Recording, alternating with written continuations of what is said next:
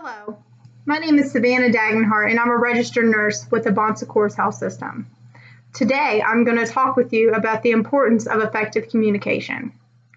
First, let's cover some key factors that are key roles in effective communication. The first one is listening. It is important that each participant takes the time and the consideration to listen to each point of view so that each participant can be understood. Second is flexibility. Flexibility means to have the ability to compromise to find resolutions in each problem. The third is appropriateness. By this, I mean that participants should respond in a proper manner for the situation that is at hand. And lastly, each participant should present with a non-judgmental attitude, for this can go a very long way in conversation. Now that we have discussed the key factors in effective communication, we can move on to the next piece that I have for you. I have constructed a small demonstration, and it is important that you watch the dialogue and the facial expressions in this role play, and we will critique it at the end.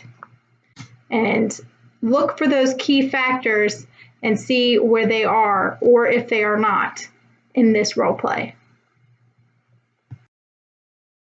One.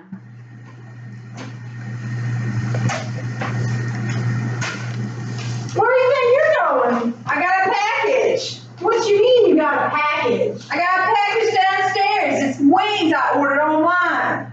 We're not going downstairs tonight. We are. Those are my wings. Who said you can have wings?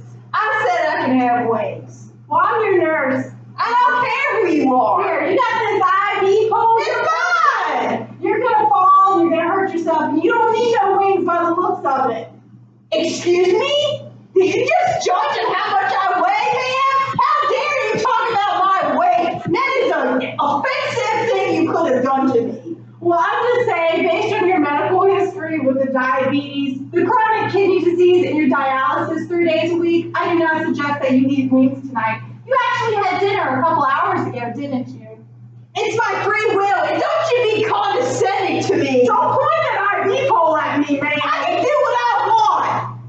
I'm here on my decision. Not in this hospital. I'm your nurse, and you're my patient, so we're going back to the room. No, we're not. Do I need to call security? Call security on you with that attitude.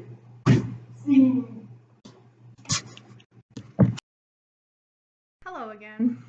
So the scenario you just watched was an example of poor communication.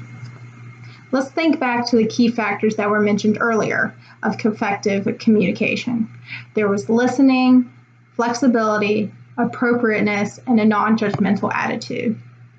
Clearly, in that scenario, neither of these factors were applied, which makes this a good example of poor communication. So the first one was listening.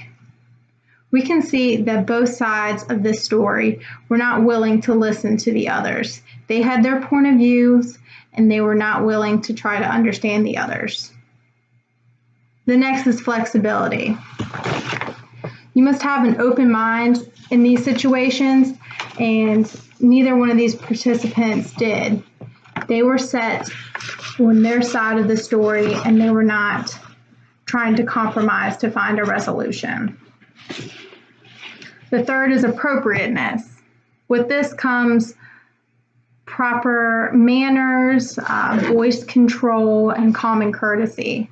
Neither the nurse or the patient had this for the other.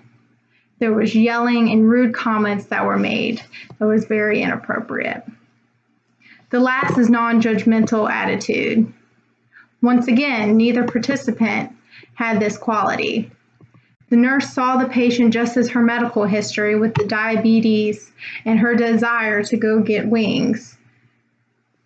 She was not willing to understand the real issue here with the patient, just saw her as non-compliant and wanted to argue to fix the situation, which was obviously not the right way to do so. Okay, now that we've mentioned the 4 key factors again and how they should be applied, let's watch the next scenario and see how this conversation could have went a little bit better with the factors applied. Scene 2.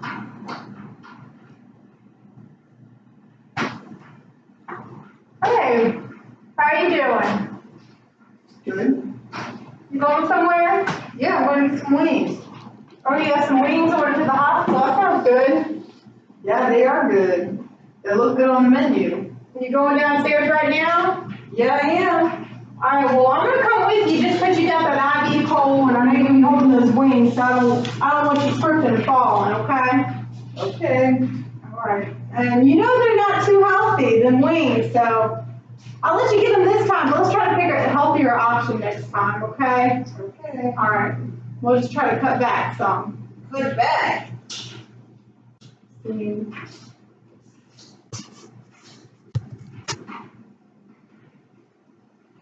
Okay. Seen it, Mama.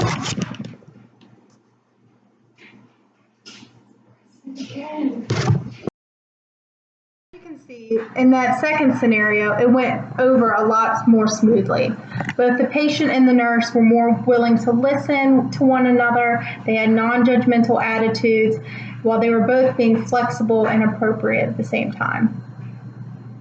The conflict was avoided, and with this, there was more willingness to compromise with one another to reach a fair agreement.